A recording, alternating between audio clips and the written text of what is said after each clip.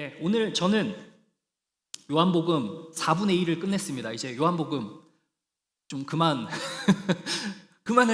주세요. 요한복음 이걸로 좀 끝내주세요. 네, 요한복음 이제 오늘 마지막입니다. 끝까지 붙잡으라라는 말씀으로 함께 은혜 나누겠습니다. 26번째, 벌써 26주간 함께 요한복음으로 달려왔어요. 한번 따라해 볼까요? 어떤 믿음을 보시는가?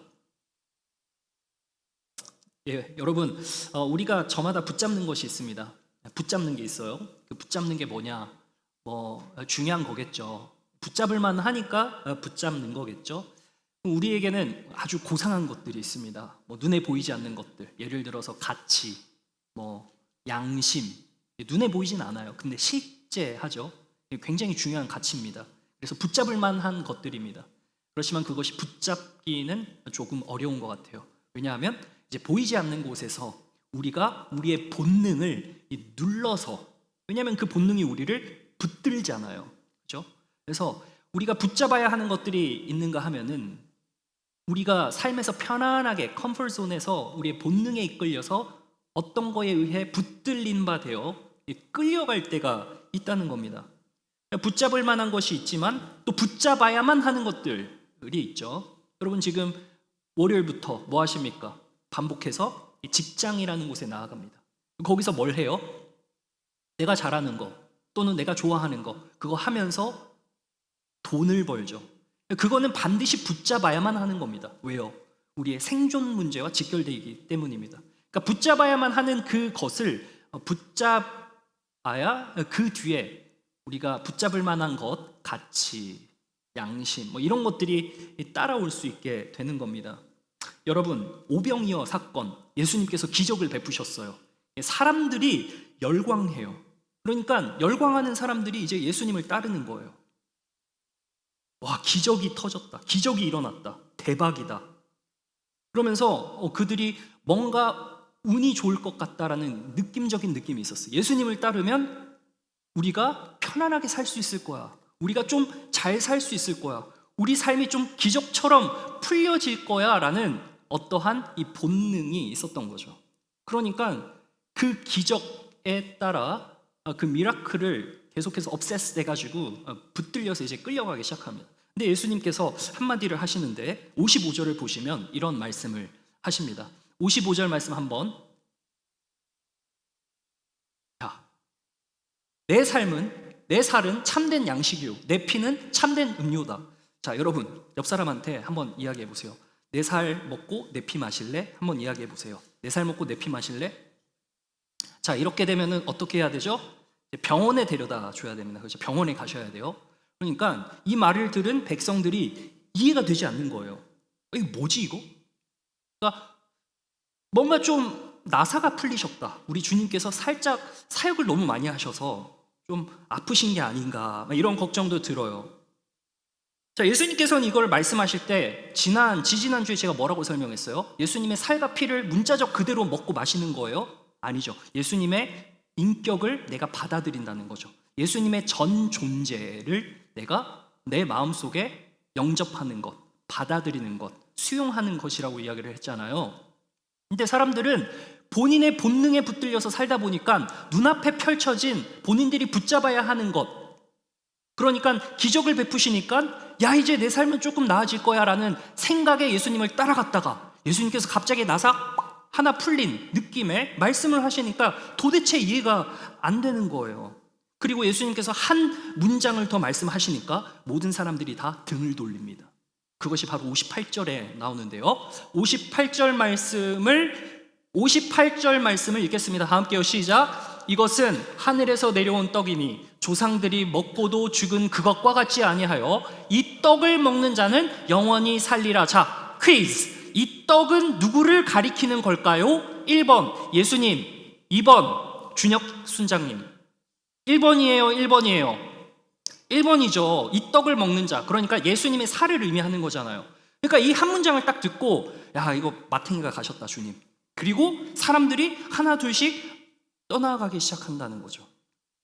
여러분, 얼마나 오랫동안 믿었는가 보다 말씀이 나를 불편하게 하고 말씀이 이해되지 않을 때 내가 어디에 서 있는가가 중요한 거고, 그것을 오늘 이 본문을 통해서 우리에게 질문하고 있는 겁니다. 자, 예수님께서는 이 말씀을 하시고 나서 오늘 본문으로 돌아왔을 때 회당에 가십니다. 시네거그에 가십니다.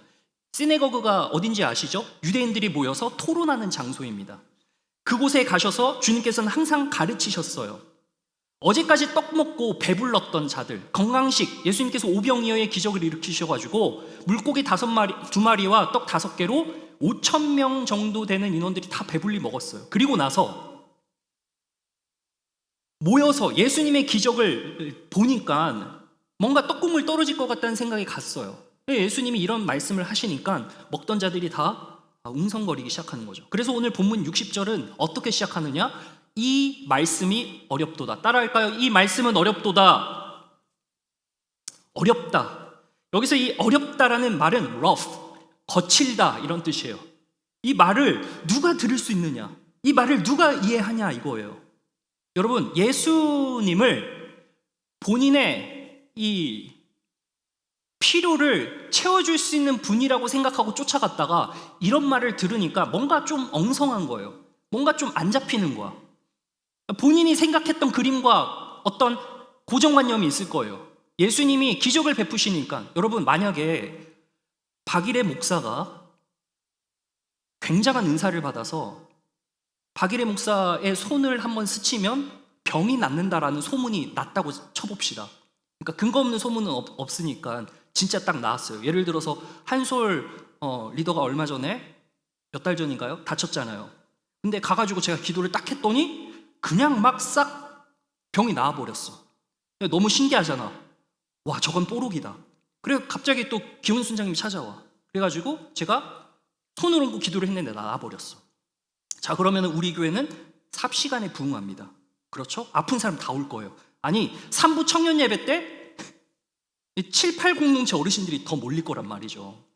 그러니까 기적을 베푸는 분 앞에 기적의 혜택을 보기 위해서 예수님의 이 말씀을 이해하려고 노력하기보다는 그냥 단순히 본인의 원함을 풀어버리기 위해서, 해소하기 위해서 예수님을 쫓았던 자들이 이 말씀을 들으면 납득을 할 수가 없다라는 거죠. 정작 중요한 예수님의 말씀을 배우도록 하기 위해서 그런 기적들을 먼저 보이셨는데, 그러니까 기적은 사실상 비본질적인 거죠. 예수님의 말씀이 더 중요한 거죠. 그 말씀을 들어야지 생명이 생기니까요. 근데 그거를 제자들은 납득하지 못해요. 그리고 무리가 하나둘씩 회당을 떠나기 시작합니다. 정적이 흐릅니다. 그 공간은 텅 비어 있어요. 예수님께서 딱 돌아보시니까 딱 12명만 남았어요. 그 12명이 바로 제자들이었다는 거죠. 여러분, 떠나는 건 소란스럽습니다. 그렇지만 남는 것은 조용한 결단인 거죠. 때로 우리의 생각과 어떠한 상식에 맞지 않는다고 생각할 때 예수님의 말씀과 딱 부딪히는 순간 우리가 불편하죠. 근데 그 불편함을 감수하고 우리가 주님 앞에 엎드리고 주님을 따라가야 되는 것이 우리의 일인데, 그것이 어려워서 우리가 주님을 등지고 떠난다는 게 있습니다. 그것이 우리의 문제이죠. 여러분, 고차원적인 것, 어떤 영적인 것, 이런 것을 우리가 구하기 위해서 이 교회, 이 예배당에 모인 줄로 믿습니다. 물론 교제도 좋고 만남도 좋고 또 수다도 좋고 또 밖에 나가서 함께 또 음식도 나누고 이런 모든 게더링이 좋긴 하지만, 여러분, 이 안에서 우리가 실질적으로 추구해야 되는 것은 예수님께서 나에게 무엇이라 말씀하시는가, 내 심령 가운데 무엇이라고 말씀하시는가. 우리 세상 나가서 내상 많이 입고 오잖아요. 여기 오면 위로도 받아야 되고 격려도 받아야 되고 동료도 받아야 되고. 여러분, 오늘 찬양 너무 좋지 않았어요? 찬양 가운데 막 성령의 감동하심이 막 오는 것 같아. 그러한 회복 가운데 또 말씀으로 주님께서 나에게 뭐라 말씀하시는지 그 말씀이 내 안에 딱 심겨질 때 회복이 되어 이 세상 가운데로 다시 가가지고 거기 버틸 수 있는 거예요. 여러분, 우리가 예수 믿고 기적 바랄 것 같으면 우리는 이미 등 돌리고 떠났어야 됐어요. 물론 기적이 있습니다. 여시는 것이 있습니다. 상황에 따라서 시계 태엽 돌아가듯이 모든 상황이 전부 다 잘 갖추어져서 와, 이거는 기적 같다, 하나님께서 은혜 내려주셨다라고 고백할 만한 것들이 분명히 있습니다. 그러나 그것이 일어나지 않을 때, 즉 내 상식에서 주님께서 이쯤 하면은, 내가 이 정도 섬겼으면은 기적을 베풀어 주셔야 되는데 왜 신호가 안 오지? 하며 때로는 실망할 때가 있다는 겁니다. 여러분, 예수님을 붙잡으려다가도 개인의 이득과 욕심과 이해관계가 걸리잖아요. 그러면 땅의 것 바라보는 게 우리 사람입니다. 땅의 차원에서 머무는 겁니다. 사사로운 감정에 붙들립니다. 자존심이라는 것에 걸려 넘어집니다. 여러분, 우리는 무엇을 붙잡아야 합니까? 붙잡기 위해 내가 삶에서 붙들리고 있는 것이 있을지도 모르겠습니다. 청년의 때, 저도 청년의 때를 복귀해보면 아직도 청년이지만 20대 중반 때 가장 나를 힘들게 했던 게 뭐냐? 저 사람은 나를 어떻게 평가할까? 물론 지금도 거기서 자유롭지 못합니다. 어떤 관계의 어려움 속에서 이렇게 되어야 하는데 라는 나만의 생각이 있어요. 근데 그 생각이 생각대로 흘러가지 않을 때면 늘 불편합니다. 근데 말씀은 또 들려와. 그러니까 너무 괴로운 거예요. 그러니까 내 안에 자아가 싸우는 거예요. 하나는 나의 자아가 있고 하나는 성령님께서 말씀으로 계속해서 나한테 하시는 말씀이 있어요. 사사로운 감정에 붙들리느냐 아니면 주님께 붙들리느냐의 차이가 우리의 믿음의 수준을 결정하고 우리의 믿음의 방향을 결정한다는 겁니다. 여러분, 제자라 불리던 무리가 이 어려운 말씀에 걸려서 다 돌아갔습니다. 그때 예수님께서 이렇게 말씀하셨습니다. 자, 다음을 보여주세요. 읽어보겠습니다. 시작. 예수께서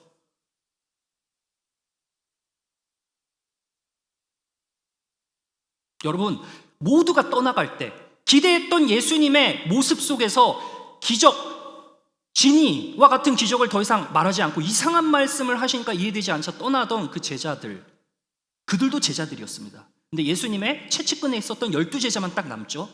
예수님께서 뭐라고 이야기하세요? 어떤 믿음을 보십니까? 어떤 믿음을 보세요? 걸림돌을 딛고 서는 믿음을 보시는 거예요. 뭔 말입니까? 너희에게 걸림이 되느냐? 야, 내가 이런 말을 하는데 너희한테 걸림이 되는 사람 있어? 이 말이 뭘까요? 이 걸림이 되느냐의 뜻은 덫입니다. 트랩이에요. 트랩. 트랩이 뭐예요? 하나의 디바이스죠. 디바이스 that catches someone to fall. 그러니까 앞으로 나아가지 못하도록 움켜쥐는 기계잖아요. 이게 무엇이냐? 스칸달론이라는 단어를 써요. 밟으면 걸려 넘어지는 덫인데, 여러분 이 단어의 원어를 보면은 스칸딜리조라는 이 그릭을 사용합니다. 이 말이 뭐냐면요, 몰락시키다라는 말이에요. 사람을 이렇게 흔들어서 몰락시키는 걸 말하는 겁니다. 여러분, 우리 가운데서도 나의 마음을 제일 힘든 게 하는 그것 있죠. 그럼 한번 생각해 보세요. 내 마음을 흔들어 놓는 그것. 저는 이제 나이가 이제 중년으로 접어들 직전에 38이라는 나이에서 누군가가 나한테 어떤 말을 하든 간에 저는 이 분노 게이지가 굉장히 넓습니다. 그리고 웬만하면 화를 안 내요. 웬만하면 화가 나지 않습니다. 뻥 같아요? 한번 절대 하시지 마세요. 시험에도 얘기하지 마시고. 다만 그런데 저의 마음을 흔들어 놓는 것들이 몇 개가 있어요. 그러니까 레드 버튼 또는 이제 발작 버튼이라고도 이야기를 하는데, 그러면 거기서 나의 감정이 늘상 평안하게 이렇게 있을 수는 없는 거예요. 어떤 덫이 있어요. 그러니까 그 덫이 무엇인지 제가 이제 발견하면 되는 거거든요. 나를 힘들게 하는 걸림돌이 있다는 겁니다. 그 걸림돌이 믿음으로 나아가지 못하게 하는 부분이 분명히 있어요. 자, 그러면 예수님이 내 말이 걸림돌이 되느냐라고 이야기를 했을 때 이 말은 어떻게 받아들여야 될까요, 여러분? 지금 내가 하는 이 말이 혹시 너희의 생각과 가치관을 완전히 산상조각 내지 않았니? 라고 질문하시는 거예요. 다시요. 내가 하는 이 말이 너희가 지금 기대하고 나에 대해서 기적을 바라고만 이렇게 아기 새처럼 입을 이렇게 벌리고 있는 그런 새마냥 기적만 바라고 있는 너희의 생각과 가치관을 전부 다 흔들어 놓지 않았니? 내가 정말 원하는 거는 너희가 나의 기적을 보고 따르는 것이 아니라 내 말씀으로 너희가 받을 생명을 바라보고 따르기를 원한다는 것을 이야기하고자 이 말씀을 하신 겁니다. 여러분, 그래서 예수님께서 이런 과감한 말을 한마디 더 던지세요. 자, 62절 한번 가볼까요? 읽어보겠습니다. 시작. 그러면 너희는 예수님이 이전에 있던 곳으로 올라가는 것을 본다면, 와, 이게 말이 돼요? 말이야 방구야 이게. 뭔 말이에요? 너희가 지금 내가 예전에 있었던 곳이 저 하늘인데 하늘로 다시 올라가는 거를 본다면 어떻게 할래? 그러면 믿을래? 이 말을 하는 거예요. 왜요? 사람들이 이해하지 못하고 예수님께 등을 돌리잖아요. 내 살을 먹고 내 피를 마시라고? 그것이 영생하도록 하는 생명이라고? 그게 뭔 말이지? 주님 그냥 기적만 보여주시면 되지. 내 삶의 문제만 해결해 주시면 되지. 대박만 나면 되지. 이게 뭔 상관이야? 라고 했던 피상적인 어떤 샬로우한 믿음을 가지고 있었던 사람들에게 이야기를 하시는 겁니다. 너희의 생각, 내 말이 지금 걸림돌이 될 거야. 그래서 다음 절 63절로 가면은 이런 말을 합니다. 자, 읽어보겠습니다. 시작. 살리는 것은 영이니 육은 무익하니라. 내가 너희에게 이른 말은 영이요 생명이라. 여러분, 육은 무익하다는 게 뭐예요? 지금 우리가 이 육신을 입고 살아가잖아요. 네. 근데 우리 안에는 영혼이 있잖아요. 그죠? 그러니까 영혼이 있으니까 사랑도 하고 생각도 하고, 영혼이 있으니까 우리가 의지도 하고, 이러한 보이지 않는 가치들, 우리가 관계를 맺는 이 모든 행동들이 영혼이 있기 때문에 그거에 하는 거잖아요. 그죠? 근데 살리는 것은 영이라고 이야기를 하는 거예요. 예수님의 말이 영인 거죠. 여러분, 제가 지금 말하는 이 말이 이렇게 떠다닙니까? 말이야 하면서 보여요? 문자가? 보이지 않는 거지만 실체가 있잖아요. 말이라는 건요. 그러니까 예수님의 말은 생명이에요. 왜요? 말로 이 세상을 창조하셨고 나를 창조하셨잖아요. 그러니까 예수님께서 하는 모든 말들은 죽었던 영혼이 살아날 수 있는 유일한 통로인 거죠. 자, 이것을 믿도록 하기 위해 그 마음을 여는 거예요. 그것이 바로 기적이었던 거죠.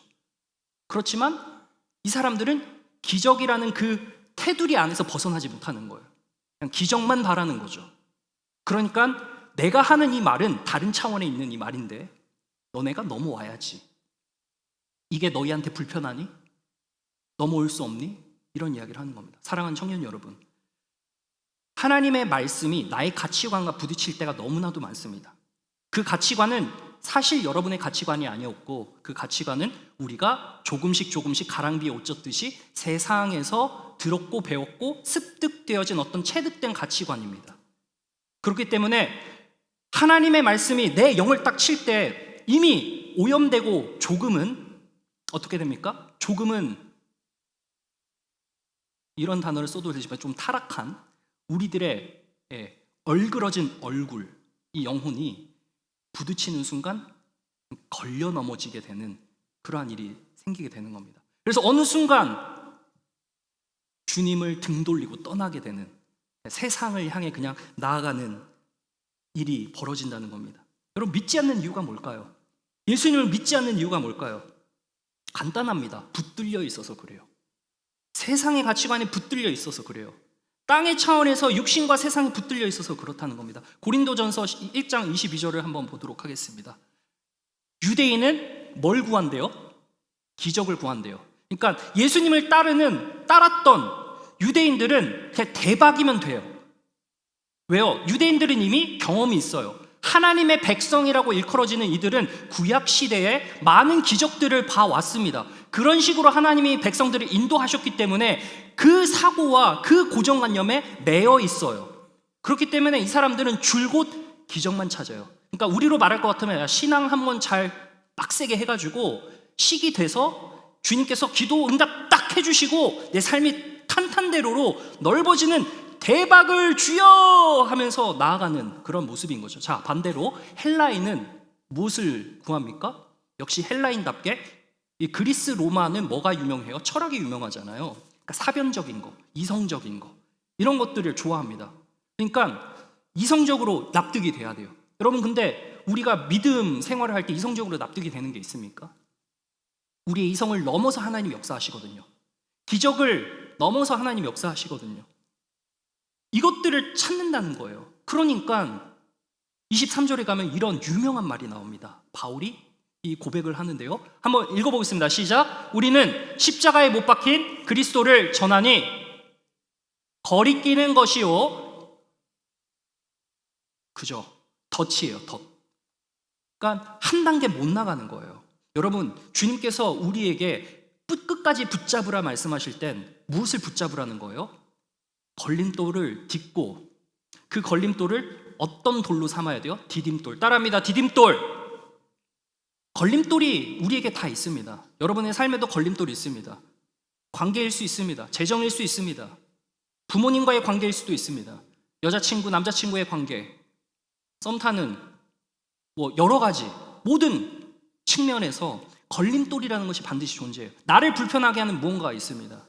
그런데 그것이 나를 이 믿음으로 나아가지 못하게 하고 예수님께로 나아가지 못하게 만든다면 그게 문제인 거예요. 그것을 디딤돌로 삼아야 되는 겁니다.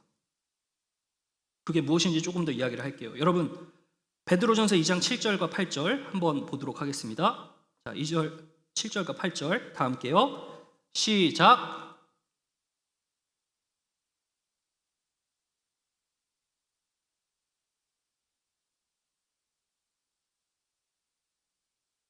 믿음이 없다라고 이야기하세요. 미안하지만 걸리는 돌 앞에 맨날 매번 자빠지는 사람들은 믿음이 없는 겁니다.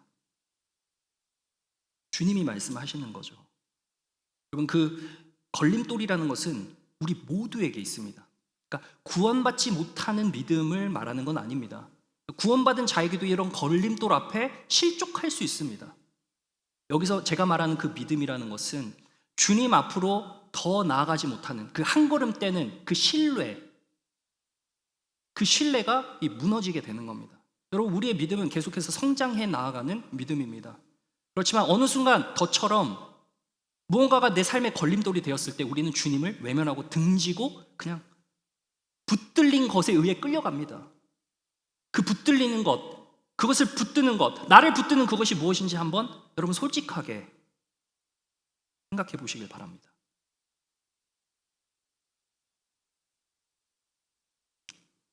예일대학교 출신의 역사학자 몰리 월든이라는 분이 있습니다. 노스캐롤리나 대학교 지금 교수님이신데요.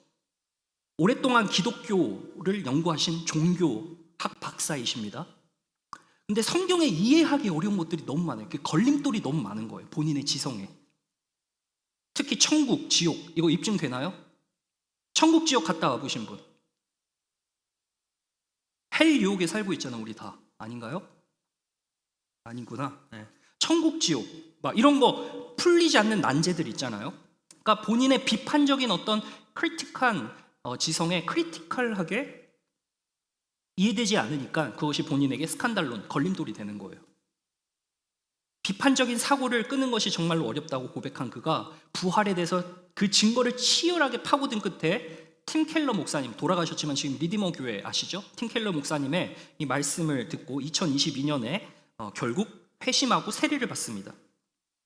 지적 사유, 본인의 생각이 걸림돌이 계속 되어 왔지만 계속 확인하고 들여다볼수록에 그것이 맞다라는 그 믿음으로 붙들림 바 되었습니다. 그래서 본인이 생각하던 걸림돌이었던 그 지성을 디딤돌 삼아서 이제는 주를 위해 사용합니다. 여러분, 우리가 가장 힘들어했던 그 무언가가 극복되어질 때 그 무언가가 수단이 될 수 있습니다. 나에게 있었던 가장 연약했던 그것이 걸림돌이었지만 주님께서 은혜 주시고 내가 믿음으로 한 걸음 나아갈 때 그것이 나에게는 디딤돌이 될 수 있다라는 겁니다. 주님께서는 이것을 끝까지 붙잡으라는 겁니다. 이것이 너에게 걸림돌이 되느냐?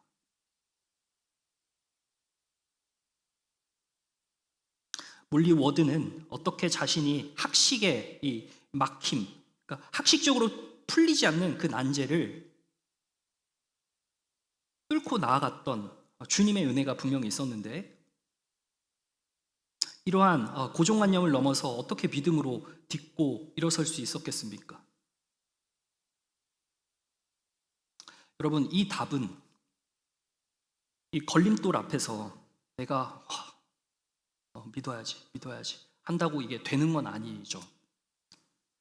하나님께서는 여기에 대해서 우리에게 명확한 답을 주십니다.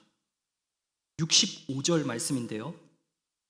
그 답은 사람에게 있는 것이 아니라 하나님께서 우리에게 주신다는 겁니다. 한번 말씀 읽어보겠습니다. 시작. 또 이르시되 그러므로 전에 너희에게 말하기를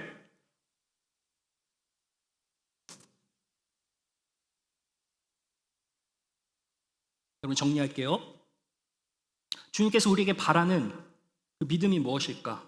자, 걸림돌을 딛고 서는 겁니다. 그러니까 이 걸림돌을 디딤돌 삼는 겁니다. 근데 이게 가능하려면 선행돼야 될 게 있습니다. 우리가 아무리 노력해도 한계가 있어요. 주님께서 먼저 붙드실 때 우리가 그걸 붙들어야 되는 겁니다. 쉽게 말하면 기회가 찾아올 때 까르페 디엠 잡아야 된다는 겁니다. 우리 모두에게는 우리만의 시간표가 있습니다. 각자의 시간들이 다릅니다. 각자의 패턴과 리듬이 다 다릅니다. 하나님께서 각자에게 베풀어 주신 어떠한 시간대가 다 다릅니다.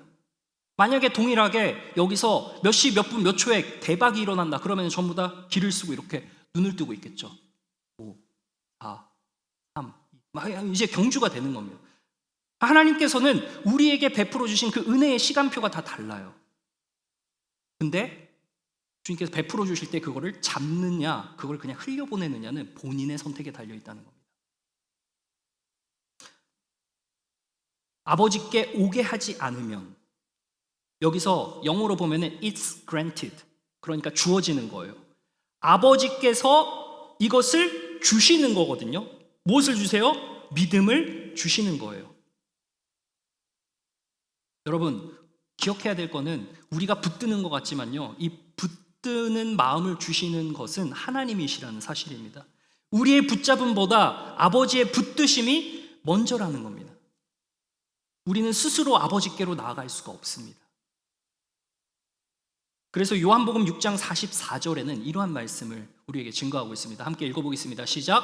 나를 보내신 아버지께서 이끌지 아니하시면 아무도 내게 올 수 없으니 오는 그를 내가 이끌림을 받아야지만 갈 수 있다는 겁니다. 자, 몇 구절 더 찾아볼게요. 6장 37절 한번 읽어볼까요? 다 함께요. 시작.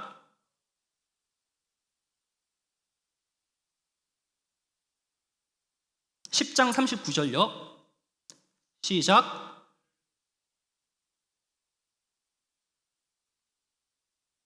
아멘. 여러분 우리는 모두가 다 이러한 영향력이라는 큰 우산 아래 있습니다. 무슨 영향력이냐? 힘센 사람, 권세 있는 사람, 그리고 인플루언서, 대세를 따라가는 그런 어떤 사람의 말을 듣습니다. 그러니까 힘센 사람의 말, 그러니까 돈 많은 사람의 말, 뭐 그런 사람들 책 한두 권씩 다 쓰지 않습니까? 여기서도 책 쓰실 분들 많을 텐데. 아멘? 책 안 쓰실 거예요? 저는 한 권 꼭 내겠습니다.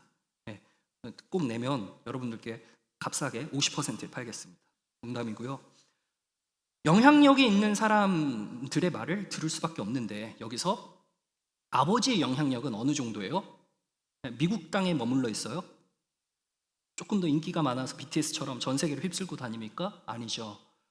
만물보다 더 크신 그분이, 그러니까 주님의 영향력을 그 누구도 압도할 수 없을 만큼 크신 그분께서 한번 붙들면은 절대 놓지 않는다는 거예요.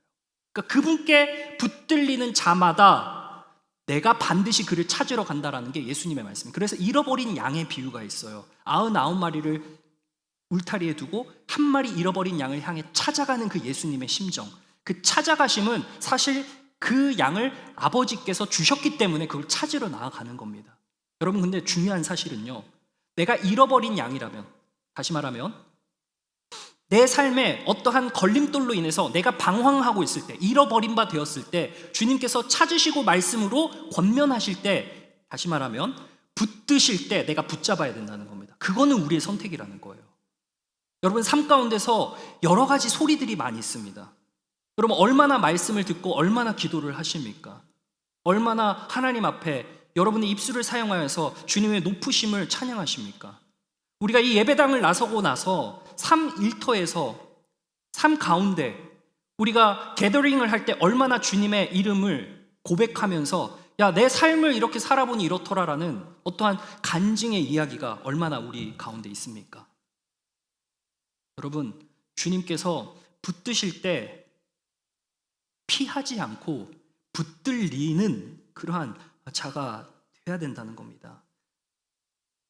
여러분, 이 중국 분이신데요, 오하이오 주립대 화학 박사였던 이분이 이 뉴욕에 있는 자유주의 신학교, 여러분 자유주의가 뭐냐면은 예수님을 선별해서 믿는 거예요. 그러니까 이 기적은 거짓말 같고 이거는 그냥 소설 같아. 약간 이런 식으로 믿는 게 자유주의, 리버럴한 티올로지입니다.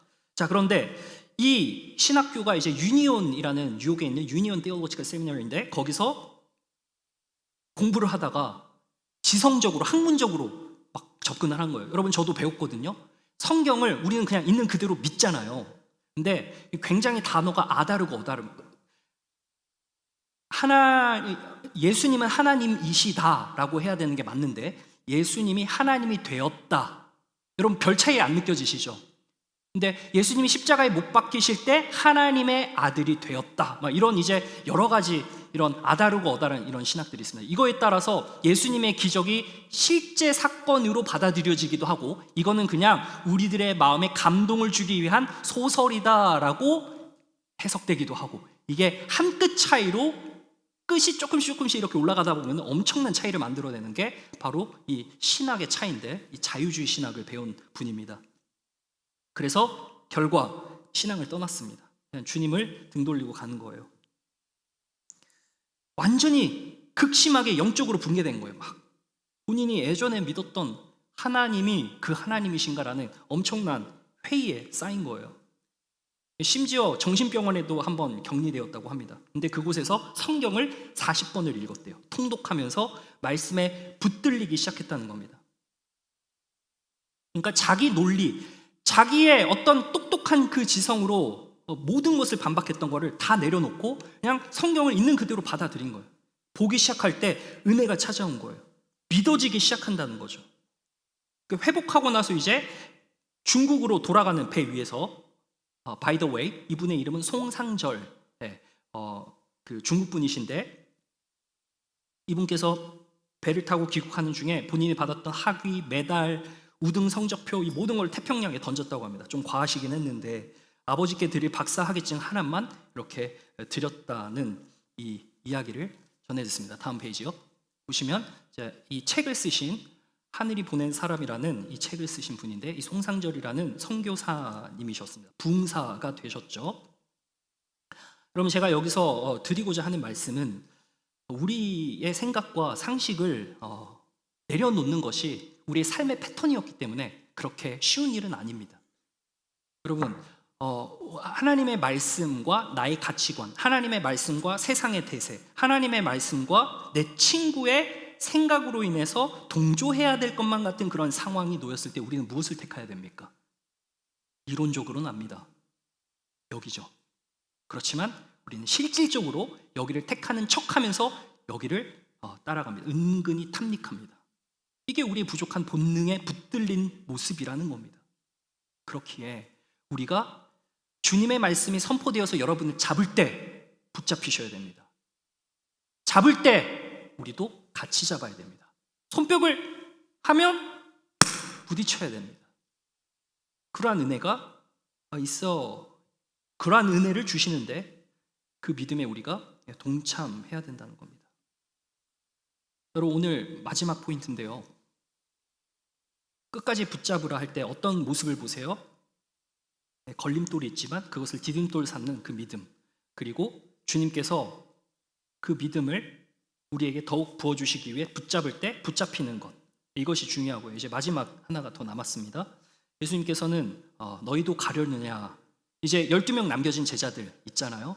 다 제자들이라고 자칭 말하던 그 모든 제자들이 다 떠나갑니다.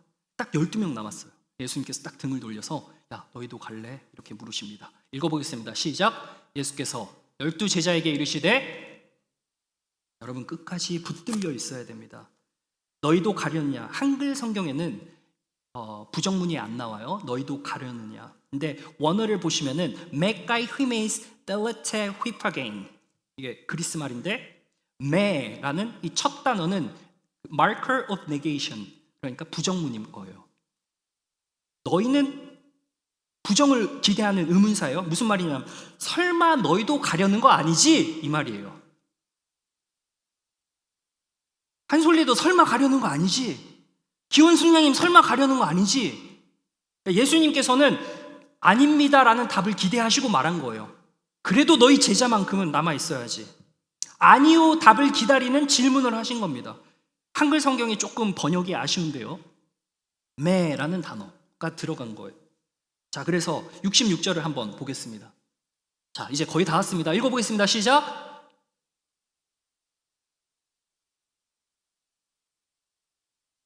네.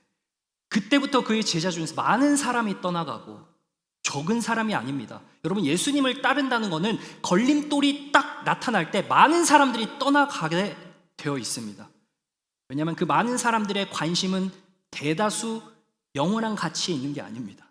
여러분, 우리도 보이지 않는 영원한 가치를 따라 사는 게 얼마나 힘듭니까? 손에 잡힐 듯 잡히지 않는 것. 여러분, 몸이 떨어져 있으면 뭐가 떨어져요? 마음도 멀어진다는 말 아시죠? 동의하시는 분 가만히 있어 보세요.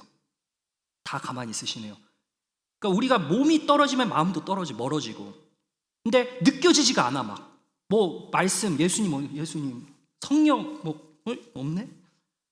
안 보여요. 그러니까 그 영원한 가치에 붙들려 살아가는 게 너무 어렵다고. 그러니까 세상 소리에 붙들리는 우리의 그 본능에 따라 세상이 말하는 그 대세의 어떤 편승을 우리는 더 생각하고 바라며 나아가는 우리의 모습이 있는데, 주님께서는 야, 너희도 가려는 거 아니지? 제발 아니라고 대답해줘. 예수님께서 그 말씀을 하시자 베드로가 영생의 말씀이 여기 있사오매. 뭐라고 그랬어요? 주님이 주시는 오병이어의 기적이 여기 있사오매 그렇게 얘기 안 했어요. 영생의 말씀이 여기 계시오매. 내가 누구에게로 가오리까? 여러분, 세상이 다 떠난다고 해도 우리는 주님을 등질 수가 없습니다. 왜요?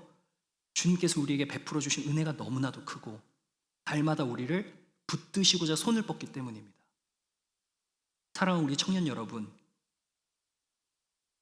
목회자가 손을 뻗을 때, 우리 리더와 순장들이 손을 뻗을 때, 기도하고 서로가 서로를 위해서 손을 뻗을 때 조금 자아는 내려놓고 그 뻗는 손에 붙들리시길 바랍니다. 우리 모두에게는 걸림돌이 다 있습니다. 그거를 넘는 것이 어렵지만 주님께서는 넘는 신앙을 주시기에 먼저 뻗으실 때 거기에 붙들리시면 우리는 남을 수 있게 된다는 것입니다. 마지막 2개 구절 남았습니다. 히브리서 10장 39절 말씀 보겠습니다. 시작. 우리는 뒤로,